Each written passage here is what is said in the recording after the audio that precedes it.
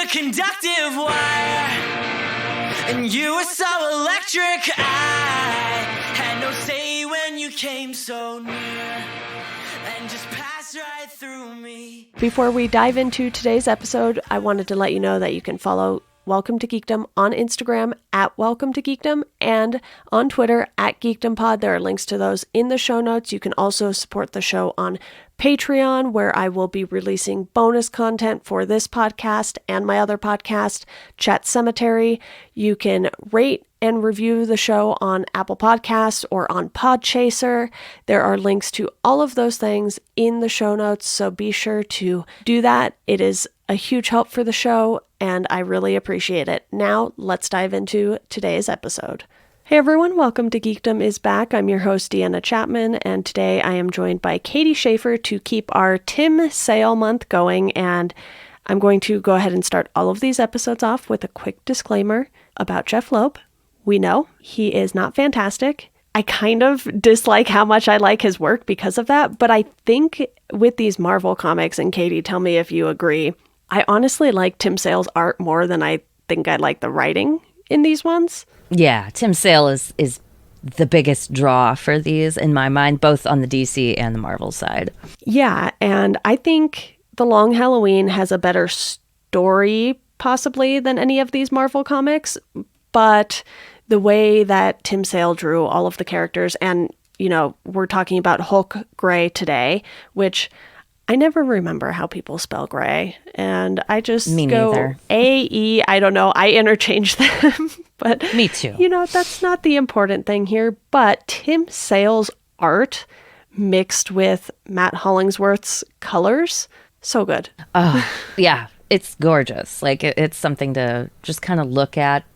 You know, you read this story on the page and then you look at it. In particular, you know, this one has such a watercolor effect that works so well for both the story that's being told and the art style. Mm-hmm. Like, this one feels very much of a piece when it comes to the art, the story, in particular, this story that they're telling and how they weave it all together. Yeah, because there's kind of two stories happening at the same time in these comics.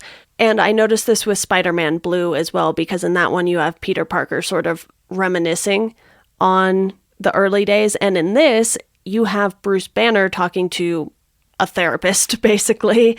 And right. That's the narration we get the entire time. And then we have sort of the Hulk origin story happening alongside that.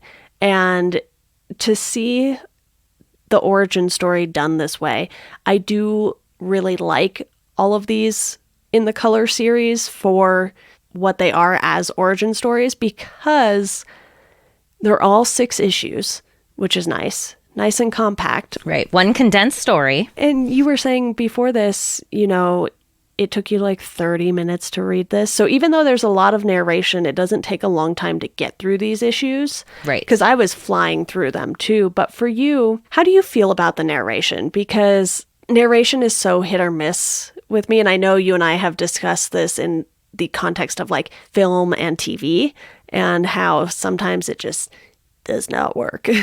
Yeah. And I think I'm always less is more, especially in comics with narration. But I think, you know, the therapist / friend framing device that they're using, that the narration plays with throughout the whole story, works pretty well, specifically because that narration isn't just giving us, like, this is the details of what happened, you know, in his past. It's also informing us of how he feels now in the conversation between him and the therapist. So I felt like it adds something rather than just reinforcing a story, which is often what narration is meant to do. It helps that this is bookended by scenes with the therapist. That's what we open with. And you see his name on the sign kind of just hanging kind of down a little in the, you know, that first sequence that we see him in, and you can tell that, okay, maybe Bruce got a little mad here. You're right. You know?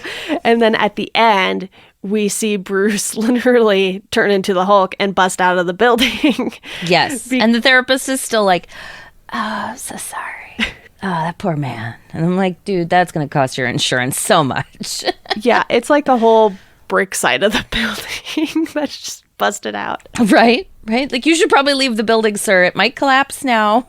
That was a load-bearing wall. So I think that helps with this narration, and it takes a pause. There isn't narration on every single page, especially in the first issue, which makes it a little more manageable for me. And, to have Bruce talking about himself really in this way, I think it gives you a lot of sides to the character that you don't really get to see necessarily, because when you have an Incredible Hulk title, typically there's some big thing going on, or, it's sort of focused on Bruce the scientist versus Hulk, and not really Bruce dealing with either of those things in this way. Or then you have it tying into events, and Hulk is part of the Avengers and Secret Wars and whatever other events. Planet Hulk, Right. He's a character amongst other events. Whereas this one, I agree, is so much about not just Hulk, but Bruce Banner, and Banner wrestling with how much of Hulk is him and how much of him is Hulk, and like the deep kind of things that you often do get into when you go into a therapy session that is something so rare. And I love, as someone who's been through a lot of therapy, this therapy session felt very realistic, with the therapist just like, oh, really? And Bruce snapping back, don't give me your psychiatrist bullshit. I was like, that is what they do. A good one anyway will gently poke at you to get more info. And it seems, even just from the little bit we get from this therapist and the conversation that the two are having, it makes sense that Bruce calls him a friend, because that's definitely how he comes across in this story. Yeah, and you have that moment, like you said earlier, where he kind of pokes a little too hard. Yes. There goes the Hulk / Bruce. And I really want to focus on the art in this one, because when you read a Spider-Man comic, you kind of know what you're going to get. And in Spider-Man Blue, it very obviously harkened back to the early days of Spider-Man with the character designs of Gwen and MJ and everyone else. And in this too, we get that Iron Man appearance, and he's literally in the gold Iron Man giant clunky suit. Right, which is one of the very earliest ones from the comics, right? I haven't read much early Iron Man, so this is like one of his first few iterations, and that is so much better than if it had been, a more modern Iron Man. Yeah, and you can tell this is taking place in a different time period too, just based on how Betty dresses, because obviously with the military, not much has changed. Right. In uniforms are uniforms. Many years, Yeah. They might have more things you can pin to the uniforms now. But other than that, the uniforms largely look the same as they have for the last 100 years, maybe more. Who knows what time is. But, so it's those scenes with Hulk and Betty where you really see what things are like and what the time period is like, because you have the fact there's this comment in one of the issues where she's like, because I'm a woman, I can't do anything. Yeah, there's definitely this sexist environment and the misogyny, especially of General Ross, coming in, where even he makes the comments, you asked why you couldn't be a soldier, and all of these. And Betty's strength and willingness to well, I'm the general's daughter. I'm going to have opinions and push my way around if I can, because that's who I am. And while that's not good, in the actual military, in this comic, it's necessary in order to really tell us who Betty is. Or there's this moment at the end, near, I think, issue 4 or 5, where the therapist asks him, is this the Betty that was, or is this the Betty that you're remembering? And Bruce makes a comment that it may be a little closer to the Betty that she became at the end of her life rather than what she was when this incident happened. And that seems to play out throughout this whole thing. Betty seems, on looks-wise, very young, but she does not act like someone who is necessarily cowed to her father's demands, as Ross seems to think she is. Yeah, it feels like this is approximately late 50s, early 60s, which would make sense for, when Hulk was introduced into the comics. And, I'm just looking at this Iron Man suit again, and it's just so good because, you have that final splash page basically in issue 3. So to close out, halfway through this miniseries, you just get this, giant gold Iron Man image. And it's so good. The only design I think that kind of surprised me, and this is simply because I've just gotten so used to Mark Ruffalo being Bruce Banner, but the design of Bruce Banner, I was like, oh, tall, lanky, white dude. Yes, exactly. Why am I surprised? But at the same time, it just kind of caused this disconnect in my brain. I was like, oh yeah, it's not going to look like Mark Ruffalo because they're going back in time. And, obviously, we only see the Iron Man suit, not who is in the Iron Man suit. Yes, but we do get that brief glimpse of Tony earlier, and he's holding the briefcase. Yes. But I had the same thought about Tony Stark. Because I've obviously read The Long Halloween, and we talked about Dark Victory. To me, I was like, is it like one of the Falcone kids? Wait, no, this is different universe entirely because he's wearing that, thin pinstriped suit and is with a very tapered waist, and it looks very mobstery. Mm-hmm. It also, when you find out it's Tony Stark, it's like, oh, yeah, that makes sense. Tony always dresses to the nines, so especially with his gold Iron Man suit. Yeah, and obviously with this color series, the colors have some sort of significance, and we know the Hulk as, the big green angry one. Yep. But in this, we don't get that until the last 2-3 pages in the comic. When we go back to current era where Bruce is talking to his therapist friend. Yeah, and he's, holding the picture of Betty, and the green and the purple just pop off the page so much. And, there's a page where you slowly see how green he's becoming when he's turning. And it's like the first panel has like a very muted green. And then it's getting a little brighter, and then it gets like green, and his eyes go green, and it looks so good. I know. It's so masterfully done because it's obviously, and there's little hints throughout the book where his eyes will change. And pretty early on, there's that brief moment where the therapist almost pokes too far, and you see his arm go just a little bit green and big. And then the next shot, it's gone. It's back to a Bruce arm.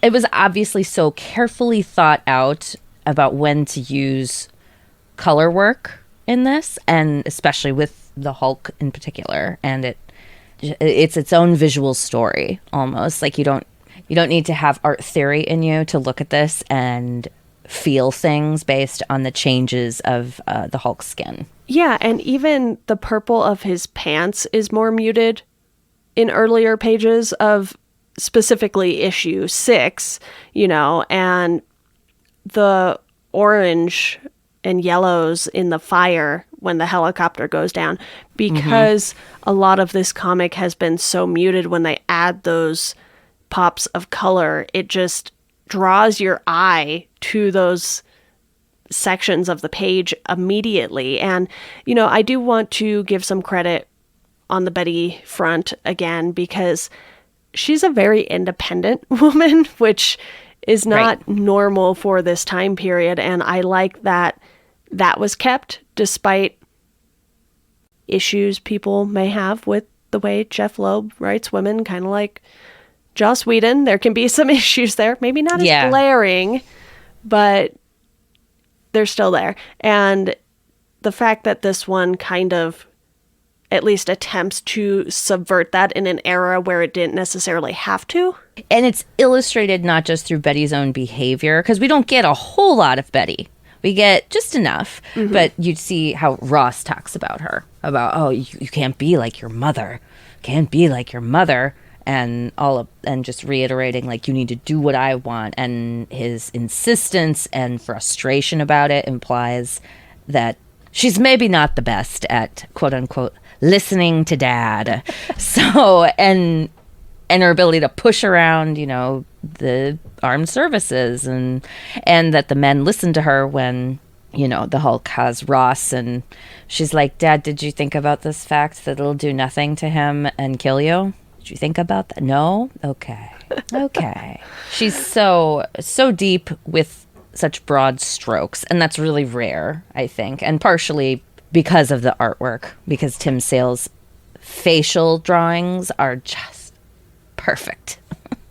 Yeah, and he draws General Ross as a hothead very, very well, too, because of how good those facial expressions are. And, obviously, I dubbed this Tim Sale month, so I enjoy talking about the art aspects of this. But is there anyone who likes General Ross? I mean, I don't. If you're out there, speak up. But also, we have questions. Yeah, I haven't seen their original, like, way back when Hulk TV show from when I was, like, not even born yet, because I think that was in the 70s. Yeah, the Lou Ferrigno one, right? Yes, exactly. But otherwise, like, as he's portrayed, because he's barely in the Ang Lee Hulk. We'll just skip over that one. It's barely a Hulk movie. But in the 2008 Incredible Hulk, Ross is played by William Hurt, and who then continues to play Ross in the MCU. Mm-hmm. Even in that, it's the same. He just comes across as this arrogant jerk. In this, it's even more heightened. Yeah. Ross is just so hateable in this because of both the dialogue and his facial expressions and body language that Sale gives him. Yeah, obviously with 6 issues, if we don't want to spoil every little detail of them, these episodes aren't going to be too terribly long. And I just really wanted to take the month of February here to appreciate Tim Sale's art. It is a bit unfortunate that most of it comes with Jeff Loeb writing. And I don't want to harp on that too much, though, because why give people attention when they don't deserve it? And I think, you know what? Tim Sale deserves it. Tim Sale does deserve it. But Katie, do you have any final thoughts on Hulk Gray before we dive into some recommendations? Yeah, this was something I picked up years and years ago, just on a whim, because I also like Tim Sale and Jeff Loeb, and I saw the art style. I was like, oh, great. And I was not a fan or ever reader of the Hulk, and this was more than enough to get me interested. So I really appreciate that fact that even with this kind of story, even if you're not into that character, this has something for you if you are interested in touching, thoughtful stories. That's why I like these Jeff Loeb, Tim Sale collaborations. Yeah, and for me, it's always hard when you find out someone sucks later, and you're like, but I already loved this thing, because you and I have talked Batman The Long Halloween and Batman Dark Victory, both on air and off. I think I actually did the Long Halloween episode with someone else forever ago. But you and I have for sure talked about it off air. And,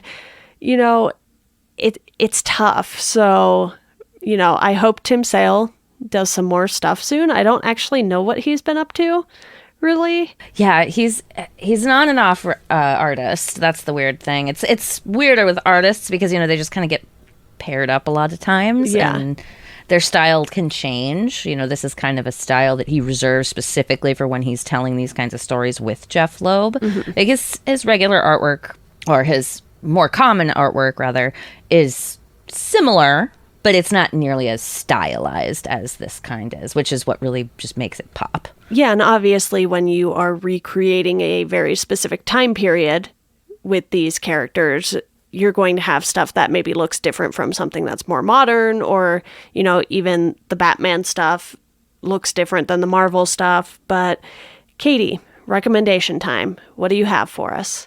I'm going to go way back to when I first really started getting into comics and bring up my favorites, the X-Men. I really loved there's a trade paperback out there called X-Men Origin of Generation X, which takes place in the X-Men Phalanx Covenant storyline, and it is about angsty young mutants who have the not so great powers a lot of the time. And it's so very, very 90s. And it's really fun. It goes places that the X-Men hadn't really branched out to yet. This is the first instance where they let them be quite this sassy. You know, I feel like this was probably some of the inspiration for them to make, or at least how it came out later in the 2000s, the Runaways comics. Totally different stories, but the Runaways is where they really got to stretch their wings and be teenagers, and that's similar to this. So it's super fun. It's not all that unavailable if you don't have Marvel Unlimited. It is available on Amazon and totally worth checking out, especially if you love the era of the X-Men where everybody had 17,000 pockets. Lots of pockets here, especially on the thigh area for some reason. I just want everyone to know that I got Katie into Marvel Unlimited. She has become Yes, a convert, despite the fact that her and I both love physical comics still. And I still buy them. Yeah, I will too, but not Marvel. Sorry, Marvel. I'll buy trade paperbacks, or if it's like a super special issue, I'll buy it. But it's like I can read so much so quickly, and I have limited space. And my husband's been collecting comics for decades at this point, so our comic storage space is very limited. Yeah, you know, it's the same with me. I probably Yes. don't have as much because I have one room, not an entire house to fill. Right? You get really crazy when you have a whole house and you're like, I'll find a place to shove it. And then you go to put it there and you're like, oh, there was already a bunch of stuff there. Crap. And then you hope you never move again in your life. Exactly. So, Deanna, what are you recommending for us? For anyone who is a fan of Hulk in general, maybe if you particularly enjoyed Thor Ragnarok, I would highly, highly recommend checking out Planet Hulk. And this was a story that was written by Greg Pak, and it runs from, I want to say, issue 92 to issue 105, and there is also a giant-size Hulk from 2006, sort of in the middle there. There's a great reading guide on Marvel Unlimited. I will link to the trade of it so you don't have to track down what issues it is. But this was one of the first Hulk stories I read. And it's so different from pretty much anything you can imagine in a Hulk story. And to have this come in the midst of a long run, you know, the Incredible Hulk series that this takes place during started in 1999, and this storyline takes place in like 2006. So this was back when they didn't have number ones every year or two. Yep. That's besides the point. If you enjoy Hulk, I can't recommend Planet Hulk enough. It's a fun time. It's different. And, you know, just as a little bonus here, I have heard very good things about Immortal Hulk, which is a pretty long ongoing now, if I recall. And I think I read 1 or 2 issues and then just forgot to return to it because I think I heard about it when it was first coming out, so it wasn't quite on Marvel Unlimited yet. So that tells you how long ago, because I think there's like 50 issues on Marvel Unlimited now or something. I don't know. It's a lot. A few years. It's fine. Yeah. That means you can sit and binge it, which is my favorite thing to do with comics, especially on Marvel Unlimited. Yes, read the next issue. I sure will read that. Thank 5 you. hours have gone by. Right? Oh. Responsibility? It's like that skit in Portlandia where they're like, oh, just one more episode of Battlestar Galactica. And then 2 months has gone by and they're like, just one more. Like, oh, saw a little too much of myself in that one. Yeah. Well, Katie, thank you for joining me. That wraps up our discussion on Hulk Gray and our recommendations. I'm sure you'll be back. You always are. Absolutely. I always am, especially when it's comics. Exactly. Thank you again. Thank you.